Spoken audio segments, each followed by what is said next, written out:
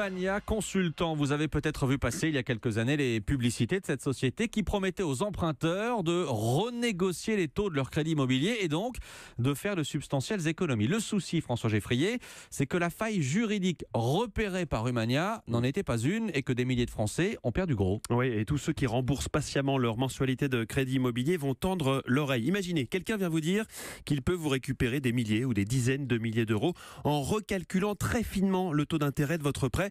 C'est très tentant, mais vous vous méfiez parce que vous êtes malin. Alors, on vous dit que 85% des dossiers sont réglés à l'amiable et que quand ça ne marche pas, on va en justice et on gagne à 90%.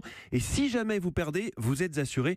Bon, là, vous ne vous méfiez plus du tout et vous dites oui. On vous demande de payer 2700 € quand même pour commencer à étudier votre dossier. Et là, les ennuis commencent. Et ça concerne environ 6000 personnes. Non seulement leur dossier n'est pas réglé à l'amiable, mais en plus, ils perdent leur procès ensuite. Si vous avez suivi, vous allez me dire qu'ils sont assurés, sauf que la compagnie d'assurance a fini par arrêter de rembourser. Elle a même porté plainte pour escroquerie à l'encontre du Mania, qui a répliqué de la même façon et qui est depuis 3 mois en liquidation judiciaire. Bref, un énorme gâchis, constate l'un des avocats des anciens clients du Mania, maître Stéphane Choiset. Le métier d'avocat est un métier, si vous voulez, qui s'apprend parce que justement on apprend à traiter nos clients individuellement.